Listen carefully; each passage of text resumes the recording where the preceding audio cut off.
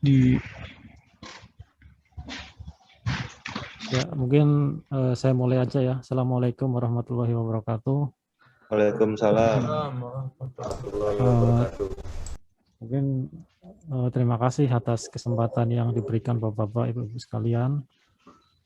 Saya akan coba, karena ini sifatnya menggantikan atau daripada kosong nggak ada yang ngisi, saya akan mencoba eh, sharing masalah atau kita saat ini mungkin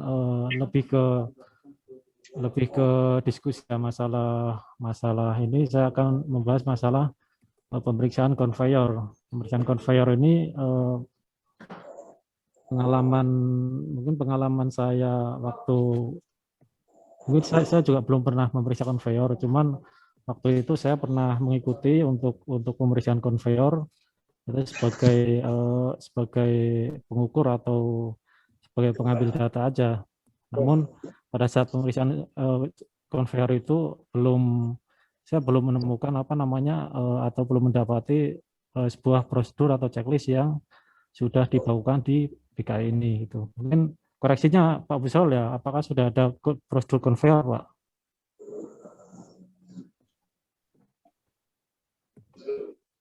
Ya, saya akan coba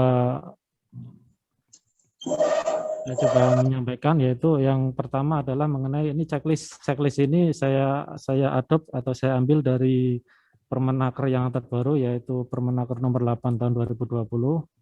Ini data umum ini pemilik standar ya Pak, standar maksudnya data-data dari pemilik yang harus dilengkapi, pemilik, alamat dan sebagainya sampai ke bawah, sampai data riwayat data riwayat dari peralatan conveyor itu sendiri. Kemudian data teknis meliputi jenis, terus tahun pembuatan, terus kapasitas atau bobot kerja ini satuannya nanti tonase per jam, ton per hours itu didapat kapasitasnya. Jadi beda dengan namanya peralatan angkat yang lain yang disebut dalam tonase, ini ada per jamnya gitu. Kemudian ini panjang, lebar, dan bahan dari belnya conveyor itu sendiri. Kemudian setelah spesifikasi itu didapat, kita checklist ke motor penggerak. Jadi motor penggerak itu dalam setiap conveyor itu ada motor penggerak, itu nanti kita lihat jenis penggeraknya, atau dia dari motor elektrik atau motor bakar, itu jenis penggerak, terus kemudian merek, negara pembuat, itu data-data motor yang umumnya ada di lapangan. Kemudian motor penggerak 2 jika ada ya Pak, kalau memang nggak ada ya motor penggerak 1 gitu. Kemudian masuk ke pemeriksaan dari conveyor. Yang pertama adalah yang perlu di review dokumennya adalah jenis dokumen. Yang pertama adalah data teknis. Data teknis seperti data teknis dari manufaktur atau pembuat dari conveyor itu sendiri. Jadi data teknis di sini adalah mungkin antara part per part atau komponen-komponen satu dengan yang lain, mungkin tidak satu produk atau manufaktur. Jadi motornya dari mana, mungkin kemudian beltnya dari mana, kemudian rollernya atau idlernya dari mana, itu harus kita kumpulkan satu-satu. Kemudian yang kedua adalah sertifikat dari manufaktur atau dari MDR-nya. MDR dari pembuatan MDR ini umumnya adalah pembuatan frame-nya dari conveyor itu sendiri. Jadi MDR ini harapannya si pembuat dari frame-nya itu data-datanya lengkap semuanya. Kemudian manual book ini umumnya biasanya dari motor dan perawatan dari bel maupun peralatan yang lain. Dan catatan perawatan ini kalau sudah memang alatnya sudah digunakan atau sudah kita melakukan pemeriksaan resertifikasi ini baru kita dapatkan catatan perawatan dan CEO dari mekanik maupun operatornya. Kemudian kita menuju ke pemeriksaan fisik di lapangan, yaitu bagian-bagian utama dari conveyor. Yang pertama adalah sabuk atau beltnya, belt conveyor. Kemudian head of conveyor itu, head itu dia yang terhubung dengan puli utamanya dia sebagai drive, itu head on conveyor. Terus tail itu bagian belakang dari conveyor. Kemudian carrying idler yaitu roda-roda yang digunakan belt itu saat conveyor itu berjalan. Kemudian impact idler adalah roda atau roda-roda yang langsung berhubungan dengan beban berat yang saat loading dari conveyor itu sendiri. Jadi impact idler ini harapannya saat terkena impact atau beban berat barang yang di loading itu bisa kuat itu. Kemudian drop idler juga fungsinya hampir sama dengan impact idler, cuma dia lebih ke depan. Kemudian return idler itu adalah biasanya terdapat di bagian bawahnya conveyor itu untuk sebagai pengarah yang bagian bawahnya, bagian bawah dari sabuknya. Kemudian pondasi tiang utama. Pondasi tiang utama ini ke structure dari conveyornya itu sendiri. Kemudian tiang utama atau penyangga conveyor, frame-nya. Kemudian kita mengarah ke drive atau penggerak utama. Yang pertama adalah motor penggerak, pondasi motor, baut-baut pengikat, kabel-kabel, terus kemudian instalasi groundingnya bagaimana itu untuk motor utama. Kemudian transmisi itu untuk puli-pulinya Pak, puli-puli tail itu yang depan tadi yang drive, kemudian snap pulley, kemudian band pulley, kemudian head of drive pulley itu kita periksa secara visual. Kemudian ada bobot pengimbang atau counterweight dan return idler. Aksesorisnya adalah belt conveyor, belt cleaner itu untuk pembersih dari beltnya. Biasanya letaknya di bagian bawah. Bisa dibesarin Mas. Kecil. Paper, kemudian separator. Ini magnetic separator ini umumnya jarang digunakan pada saat pemasangan conveyor.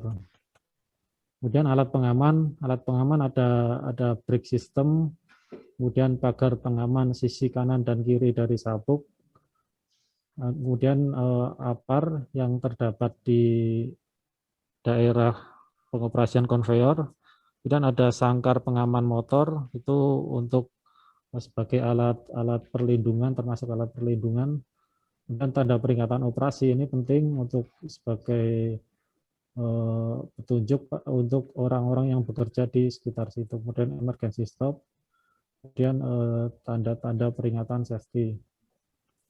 Jadi ini alat pengaman ini penting mengingat conveyor ini sebetulnya dioperasikan itu sebetulnya orang yang mengoperasikan itu berada di ruangan itu tersendiri. Namun karena conveyor ini di tempat yang terbuka, maka ada kemungkinan orang lain yang tidak berkepentingan atau tidak berhubungan dengan operasi ini bisa masuk. Makanya harus dipasang pagar pengaman atau tanda safety agar orang yang lewat atau orang yang berada di sekitar situ mengetahui.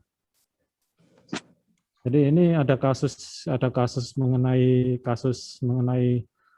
fatality ya, mengenai conveyor ini di salah satu perusahaan yang kemarin sempat kami ke sana.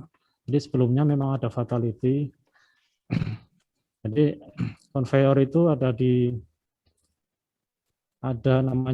bak penampungan yang bagian bawah. Jadi saat itu memang nggak dikasih pagar baknya itu. Jadi saat conveyor itu dioperasikan, itu ada salah satu personil atau ada orang yang masuk di situ. Jadi mungkin orang itu istirahat di dalam kolam itu, kemudian operator mengoperasikan dari ruang atau control room.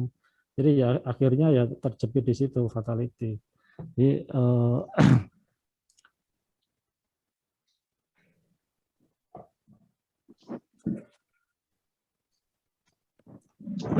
setelah kejadian itu maka dipasang alat-alat pengaman atau pagar di sekitar kolam itu, dan dikasih kunci gembok yang memadai untuk supaya orang yang tidak berkepentingan itu tidak masuk ke situ. Kemudian pemeriksaan selanjutnya adalah pemeriksaan dengan mesin hidup atau sabuk konveyornya berjalan.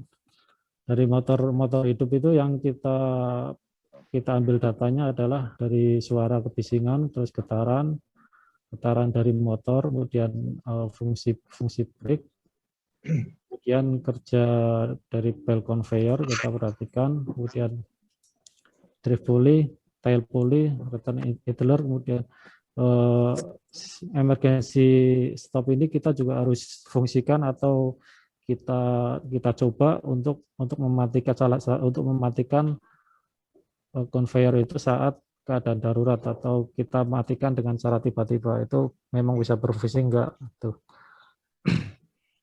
Kemudian kerja semua panel kontrol, terus lampu-lampu indikator itu harus berfungsi dengan baik. Yang kedua adalah pengujian getaran. Nanti kita isi di checklist ini: pengujian getaran, pengujian RPM motor, kemudian pengujian kebisingan, kemudian pengujian komponen listrik, kita ukur RST-nya, kemudian pengujian voltase, dan yang terakhir adalah pengujian grounding untuk listriknya, dan NDT, kemudian pengujian beban konveyor.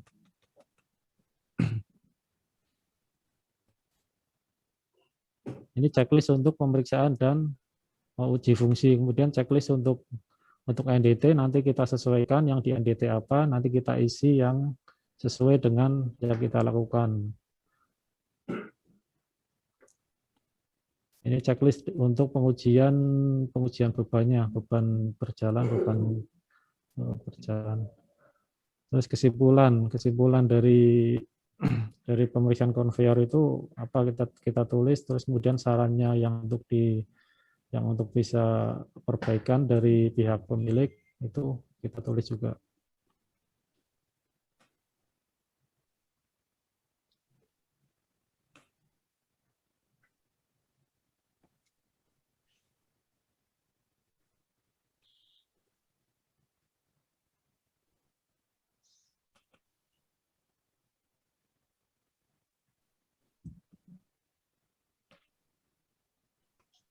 Ini untuk petunjuk kerja ya Bapak-Bapak, petunjuk kerja untuk melaksanakan pemeriksaan konveyor. Jadi referensi standar yang kita acu adalah Permenaker nomor 8 tahun 2020 itu mengenai keselamatan kesehatan kerja pesawat angkut dan pesawat angkut. Jadi konveyor itu masuk ke pesawat angkut. Ini checklist sesuai dengan checklist yang tadi saya jelaskan. Ini untuk uji bebannya adalah uji beban 100% beban kerja aman dan 110 untuk beban kerja yang overload. Ini untuk sesuai dengan Permenaker.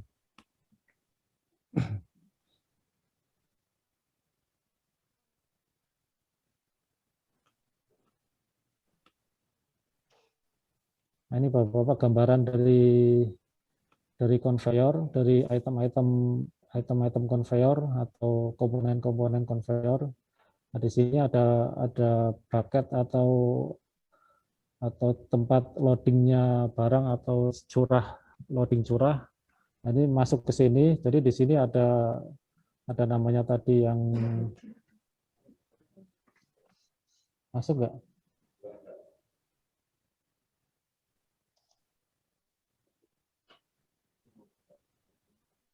Oh, checklist. Caranya piye?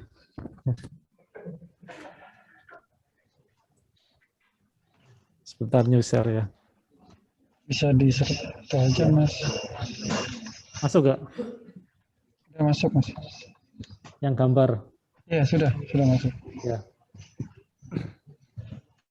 Jadi ini namanya head drive pulley yang di depan ini biasanya terhubung Besarkan aja, dengan Mas, Dira. Kecil. ya.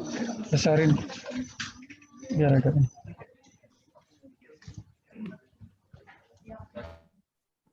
Ini head drive pulley ini yang terhubung dengan motor. Jadi sebagai penggeraknya dari sini, kemudian di sini beltnya lari ke bawah. Ini di sini biasanya ada namanya counterweight. Jadi untuk sebagai ini supaya tidak kendor ya beltnya.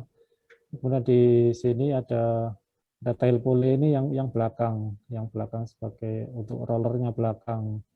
Jadi beban itu dari sini, beban umpamanya material curah atau material yang lain dari sini, kemudian di sini ada impact idler tadi yang sebagai supaya tidak rusak, tidak ke bawah. Ini ada yang khusus, jadi lebih banyak ininya apa idlernya atau rodanya itu ke bawah. Jadi di sini nanti muatan itu turun ke bawah. Jadi umumnya conveyor ini di sininya ada namanya walkway di sepanjang belt ini. Jadi walkway itu penting nanti untuk perawatan, terus untuk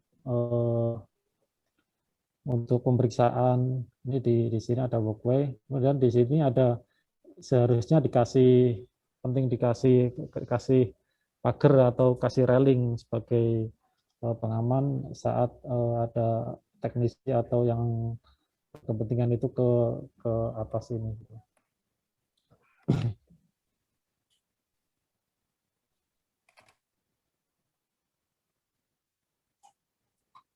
Ini belt conveyor adalah ini pengertian sebagai sabuk media pengangkutan yang digunakan untuk memindahkan muatan dalam satuan atau tumpahan dengan arah horizontal atau membentuk sudut inklinasi dari satu sistem operasi yang satu ke sistem operasi yang lain dalam satu jalur proses produksi. Nah, ini satu jalur proses produksi ini biasanya kalau conveyor itu dihitungannya itu per drive atau per mesin. Jadi ya, biasanya satu jalur produksi itu ada beberapa conveyor yang terpisah-pisah. Itu nanti umpamanya kita di pertambangan itu conveyor itu umumnya ada 4 atau 5 conveyor. Yang satu itu untuk yang kan kalau di pertambangan umpamanya di mineral itu sampai menghasilkan serbuk itu bermacam-macam proses, itu dari proses satu ke yang lain itu satu conveyor gitu. Dari wujud batu ke debu atau yang disebut dengan konsentrat itu bermacam-macam proses. Dengan satu proses itu satu conveyor. Jadi conveyor merupakan alat pemindahan material yang banyak digunakan pada industri seperti pertambangan, pembangkit listrik, pabrik baja, pabrik makanan, dan lain-lain. Dengan menggunakan belt conveyor, perusahaan mampu menghemat biaya produksi yang sangat tinggi. Artinya dengan berjalannya sabuk atau tanpa tenaga manusia untuk memindahkan material tersebut. Kelebihan dari transportasi dengan belt conveyor antara lain bekerja secara otomatis, ya tadi secara otomatis, kemudian mudah dalam memulai operasi dan operasi yang berkesinambungan atau secara terus-menerus. Belt conveyor hampir tidak memiliki jeda waktu atau istirahat ketika beroperasi karena dioperasikan dengan motor atau tenaga yang lain kecuali apabila ada perawatan atau overhaul itu baru berhenti beroperasi. Kemudian komponen-komponen conveyor itu sesuai yang saya jelaskan tadi sesuai checklist. Jadi checklist itu saya ambil dari Permenaker yang mungkin secara aturan itu guideline-nya seperti itu gitu. Mas Sudiro, Ya Pak. checklist yang dibuat itu berarti sudah mengcover untuk conveyor yang digunakan untuk call conveyor ya, untuk conveyor batubara ya. Iya Pak, jadi itu untuk bel Pak, bel conveyor itu sebentar. Artinya kalau kita gunakan checklist ini di lingkungan pertambangan, batubara sudah applicable. Sudah Pak, sudah applicable. Karena memang kemarin waktu kita inspeksi ke PT Timah itu, ke pertambangan Timah itu memang ya apa namanya sesuai seperti yang ini Pak. Jadi item-itemnya itu sudah mencakup itu. Nah, yang memang yang perlu ditambahkan adalah yang di checklist itu umpamanya kan nggak ada pengukuran seperti getaran, seperti kebisingan itu kan nggak ada. Jadi saya tambahin yang itu. Jadi supaya hasil data atau yang kita peroleh datanya itu bisa tercover gitu Pak. Bisa dimasukkan. Oke. Saya boleh nambahin nggak? Iya Pak. Saya cerita pengalaman aja ya. Ya. Pengalaman waktu kejadian di Arutmin. Di Arutmin mungkin waktu itu inspektornya itu saya sama Pak Mamin. Mudah-mudahan Pak Mamin masih ingat. Jadi ada konveyor batubara di Arutmin di Kalimantan Selatan situ, itu terjadi ledakan. Nah, memang di pertambangan itu ada konveyor yang melalui tunnel semacam terowongan gitu, Mas. Iya, Pak. Di terowongan itulah terjadi ledakan. Akhirnya dari kasus ledakan itu diinvestigasi, dicarilah akar penyebabnya. Nah, ternyata akar penyebabnya adalah akumulasi dari esnya, debunya batubara itu. Iya. Itu kan ruangannya tertutup ya, panas.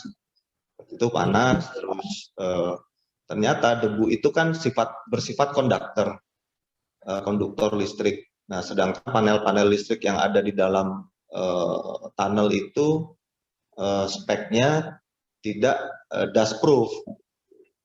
Itu. Akhirnya itulah yang dari hasil investigasi itu menjadi penyebab ledakan di dalam tunnel itu. Nah, itu saya rasa perlu ditambahkan di sini. Jadi dari hasil rekomendasi yang kita sampaikan waktu itu, kita diberikan tugas oleh Minerba waktu itu, apa rekomendasinya. Akhirnya rekomendasinya adalah kita minta ganti semua panelnya sesuai dengan kondisi environment-nya, itu dust proof. Kemudian kita minta tambahkan water spray untuk supaya mengurangi akumulasi debu batubara itu, sama penambahan exhaust fan untuk mengeluarkan debu dari dalam tunnel itu, keluar dari tunnel itu. Nah, yang hal-hal seperti itu saya rasa perlu ditambahkan di dalam checklist ini untuk case-case tertentu ya, misalnya konveyor yang digunakan di dalam tunnel, itu apakah sudah apakah spek, jadi di checklistnya misalnya tambahkan gini, apakah spesifikasi daripada panel-panel listrik sudah sesuai dengan kondisi lingkungan misalnya, itu. Kemudian apakah sudah dilengkapi dengan sistem sirkulasi udara yang baik, mungkin itu Mas Sudiro. Ya, mungkin gini Pak ya Pak Dodi ya. Kalau tunnel dengan konveyor kan mungkin ada hal yang mungkin berbeda ya. Jadi di peraturan pertambangan atau peraturan SDM itu ada hal yang khusus mengatur masalah tunnel atau lebih spesifiknya terowongan ya Pak. Itu di situ ada segala macamnya itu diatur. Jadi mengenai sirkulasi, mengenai pencahayaan, mengenai batas batas oksigen yang diizinkan di situ itu diatur semua di peraturan itu gitu. Jadi memang betul rekomendasi dari Pak Dodi yang tadi dijelaskan itu mengenai peralatan panel itu yang harus diganti dengan yang dashproof atau dengan sirkulasi yang tunnel yang memadai. Jadi kalau di conveyor sendiri, kalau kita tambahkan mengenai tunnel kan mungkin ya hal yang ini Pak, hal yang berbeda gitu Pak. Hmm. Kalau menurut saya Tapi begitu.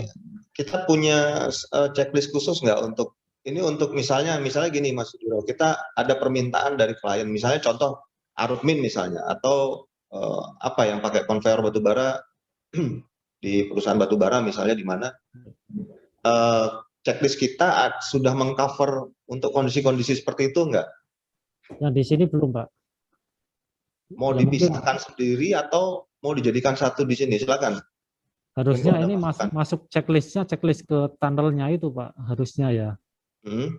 Kan tunnel atau terowongan itu kan sebetulnya menjadi satu objek pemeriksaan dari kalau sekarang kan Minerba yang mengaplikasikan itu menjadi satu bagian yang terinspeksi tersendiri gitu Pak.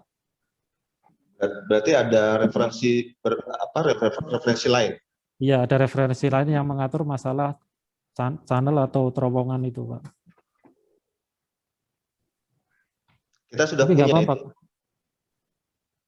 Nggak apa-apa Pak, kalau memang mau ditambahkan nanti, kalau memang nggak applicable ya kita tulis. Kalau memang di situ pas nanti ada yang terowongan, itu kita checklist di terowongan. Kalau memang nggak ada ya NA gitu, NA. not applicable gitu. Oke, berarti nanti bisa ditambahkan ya di checklist ini ya. Iya Pak. Mungkin usul Pak Dodi. Ya.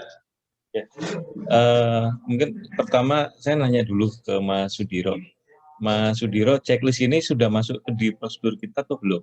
Belum Pak, belum. Makanya ini kan nanti Ini baru sharing draft, Pak. ya? Jadi Oke, ya. Mungkin nanti Mas Sudiro silakan usulkan ya, untuk checklist ini bisa kita tambahkan ke prosedur kita.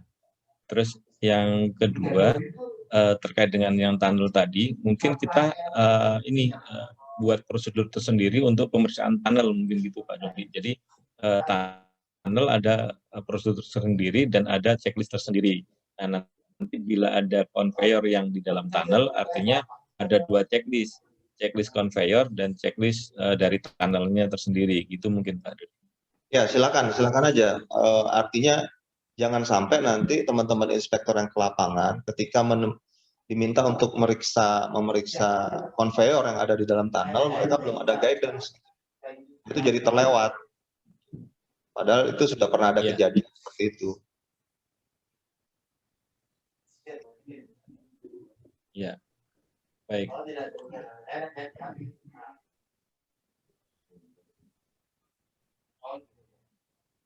Mungkin nanti Mas Busrol bisa memfasilitasi Mas Sudiro ya untuk revisi prosedur dengan menambahkan checklist ini ya Mas. Iya, baik Pak. Ya Pak, nanti koordinasi Ya, dengan Mas Busrol. Itu satu lesson learn yang di sana. Terus kemarin di cabang juga ada lesson learn ya, maksudnya ada fatality. Ya saya harap di tempat kita tidak terjadi hal seperti itu. Jadi setelah saya melakukan investigasi terhadap salah satu cabang yang ada kejadian itu, mungkin Mas Ardi ada di sini ya. Mas Ardi juga terlibat waktu itu melakukan investigasi terhadap kejadian yang terjadi di salah satu cabang. Ada kesalahan penggunaan standar. Misalnya kemarin kejadiannya ada kecelakaan di tower crane,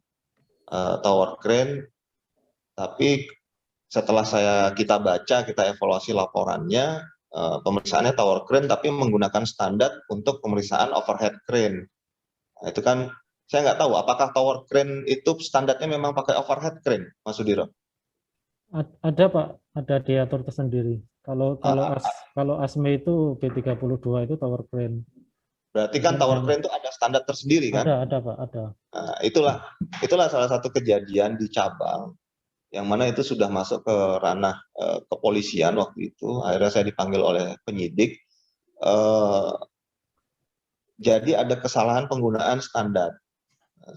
Saya harapkan teman-teman di ENI mungkin nanti ada satu sesi tersendiri, mungkin khusus untuk alat angkat angkut misalnya, jangan sampai ada kesalahan penggunaan referensi. Satu itu. Yang kedua, ternyata inspektor yang dikirim adalah inspektor yang baru lulus kursus crane, yang mana pada saat itu dia tidak didampingi oleh seniornya. Baru ketika saya tanya, ya Pak, saya belum pernah sama sekali periksa tower crane, saya juga baru lulus. Nah, hal-hal kayak gitu saya harapkan di SPU ini tidak terjadi. Mungkin nanti koordinator di masing-masing, baik koordinator di industri maupun di energi, hal itu harap bisa dijadikan ini ya, lesson learn lah buat kita, supaya tidak terulang lagi seperti itu. Itu tambahan dari saya. Terima kasih.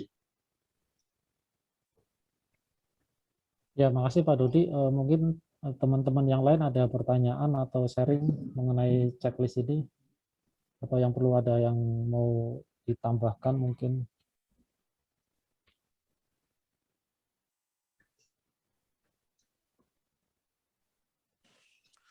Mas Sudiro, Ya, Bang Aris. per berapa tahun ini sertifikat naker untuk conveyor? Jadi sama Bang Aris, jadi 1 tahun. Tahun pertama itu 2 tahun, terus kemudian tahun pertama ya dari inisial untuk pengujian pertama 2 tahun, kemudian setahun nanti dilakukan pemeriksaan periksa uji gitu Pak. Jadi waktu yang di timah kemarin, Minerba isut sertifikat sendiri? Enggak, Atau naker? enggak. Kalau Minerva kan sekarang enggak isut sertifikat Pak sebetulnya.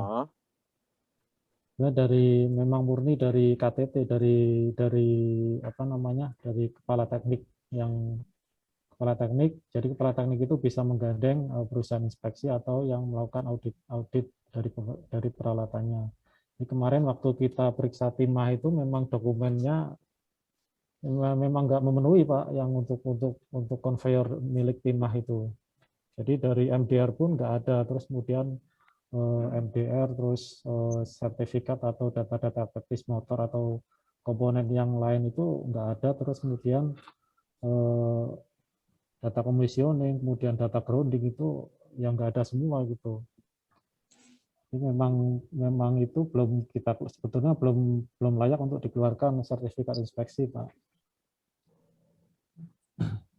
Oke, berarti kemarin ada peran naker di kerjaan kita di timah kemarin? Nggak ada? Nggak ada Pak, nggak ada. Oh, nggak Tapi ada. karena ini di Naker itu yang peraturan yang terbaru itu termasuk dalam ruang lingkup, makanya kita masukkan ke peraturan yang ke Naker gitu. Karena memang di Minerba sendiri nggak tercantum untuk conveyor itu Pak peraturannya.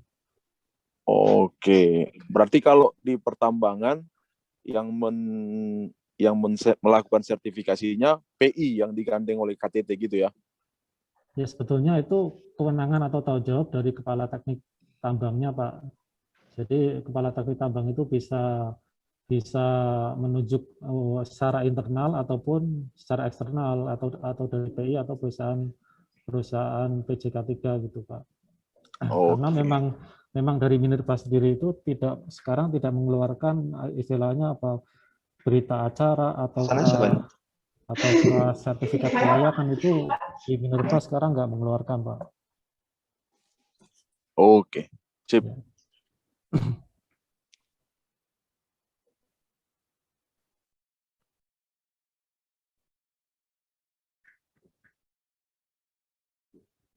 Mungkin ada yang lain teman-teman. Sebelum ini saya sudah selesai ya untuk apa namanya untuk Mas Sudiro. ya Pak. Joksus. Ya Mas Joksus. Ya. Ini kalau hitungan unitnya berarti hitungan per motor ya atau Ya gimana, Mas? per motor, per drive ya, per drive. Berarti kalau satu jalur itu kan ada berapa meter itu, terus mungkin puluhan meter kan, terus itu Ya. hitungnya berarti per motor drive ya? Ya per motor drive karena kan di checklistnya diisinya per motor serialnya per motor itu. Tergantung nanti panjangnya berapa, terus lebarnya berapa, yang penting per motor itu.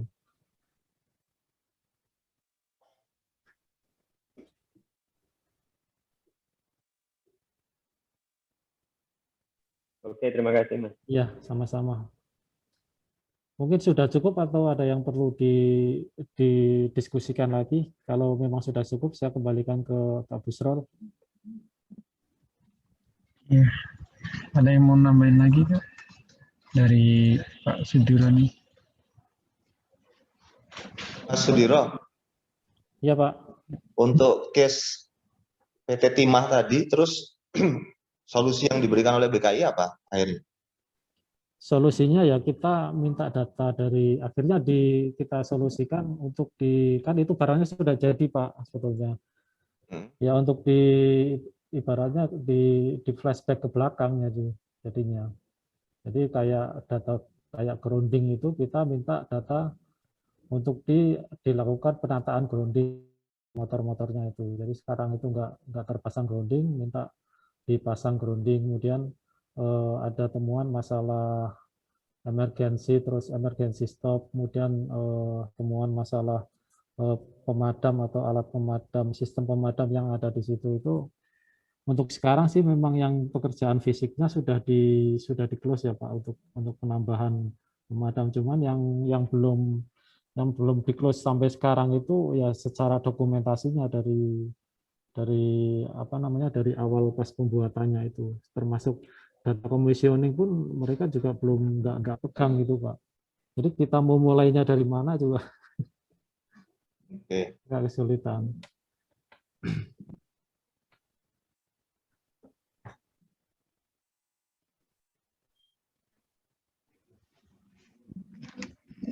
Kalau misalnya kita kita sebagai konsultan yang membuatkan itu nggak bisa. Kalau sebagai konsultan yang membuatkan ya kita mau nggak mau kita harus ngambil data Pak, umpamanya kita ngambil data atau ya harus ya karena barangnya juga kayak grounding itu ya belum terpasang, itu gimana ini ya Pak.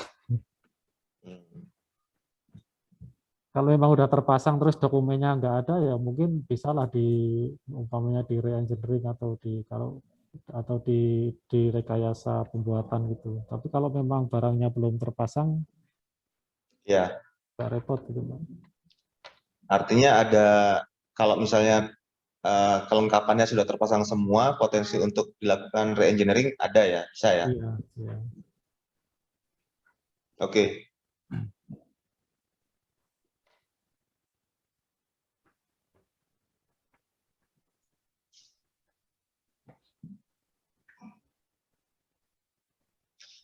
Satu lagi, kalau di Minerba itu sudah tidak ada sertifikat, jadi kita hanya menghasilkan laporan pemeriksaan yang ditandatangani oleh kepala teknik, KTT.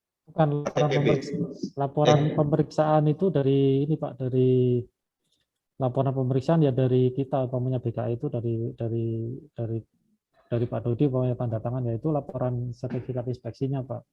Jadi nanti keluarannya dari kita sebagai perusahaan inspeksi adalah laporan dan sertifikat tadi. Kemudian laporan dan sertifikat itu dibawa ke Minerba oleh KTT Pak untuk dipresentasikan. Itu dipresentasikan, kemudian ada kajian teknisnya lah dari tim teknisnya dari perusahaan tambangnya itu Pak. Jadi umpamanya kita diminta bantuan untuk melakukan presentasi atau penyampaian pemeriksaan ya mau nggak mau kita harus siap itu Pak. Tapi tidak mereka tidak mengeluarkan namanya dari Minerbanya, namanya SKPP atau sertifikat itu nggak ada. Nah, terus harus dilakukan pengujian atau pemeriksaan ulang berapa tahun kemudian? 2 tahun Pak, 2 tahun. Itu sesuai dengan sesuai dengan peraturan di Minerba. Minerba ada aturannya setiap 2 tahun? Ada Pak. Tapi untuk khusus konveyor ini tidak diatur di sana, tidak tercakup itu. Ada di sana ada peralatan alat angkut, ada pompa, ada tangki, ada vessel, itu ada Pak, ada peraturannya situ. 2 tahun sekali ya? Ya. Mungkin bisa di-share aturannya Mas yang Minerba itu? Iya Pak, nanti saya share di grup ya atau saya kasih ke Pak Busrol gitu. Ya, biar nanti kita kan tidak pernah melakukan yang namanya baru kemarin ya sosialisasi Permenaker yang alat angkat angkut. Nah, untuk yang Minerba mungkin nanti ada sesi, kita juga sosialisasi ke teman-teman. Terus untuk yang, saya nggak tahu, yang Permen 18 yang migas, apakah sudah pernah? Biar untuk menyamakan persepsi gitu. Iya Pak. Ya Mas Busrol, nanti Mas Agus, tolong diagendakan. Baik, Pak. Habis lebaran.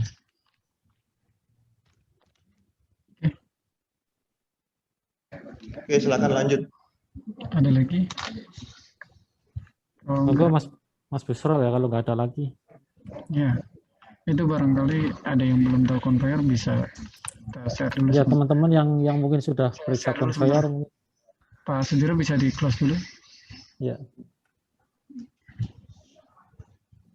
Saya share dulu sebentar videonya.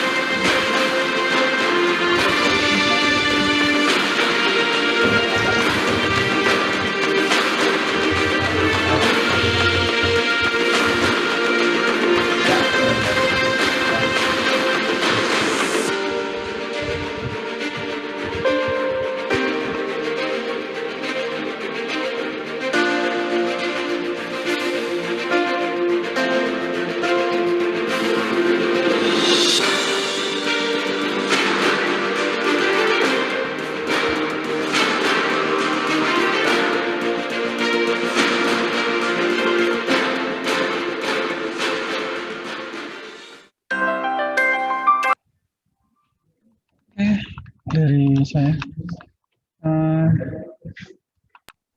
kembalikan lagi ke Pak Agus untuk menutup. Pak Agus. Ya, Mas Busrol. Jadinya Mas Sigit udah jadi ya? Iya nih Pak, mungkin katanya sakit perut. Oh gitu. Stres. Oke. Baik, kalau gitu. Perut ya. Aduh, pagi. Ditunggu-tunggu lebaran. Sahurnya kebanyakan sahurnya. Baik, kalau gitu apa namanya? Dari paparan tadi dari Pak Mamin mungkin tentang teamwork, dan dari Mas Sudiro tadi tentang conveyor, dapat manfaat untuk kita semua dan di pelajaran dan diambil bila tidak ada pertanyaan lagi atau tidak ada masukan lagi dari teman-teman, mungkin kita akhiri leader talk dan sharing knowledge kali ini. Mudah-mudahan yang kita bahas kali ini dapat bermanfaat untuk ini dan pada umumnya dan kita sendiri pada khususnya.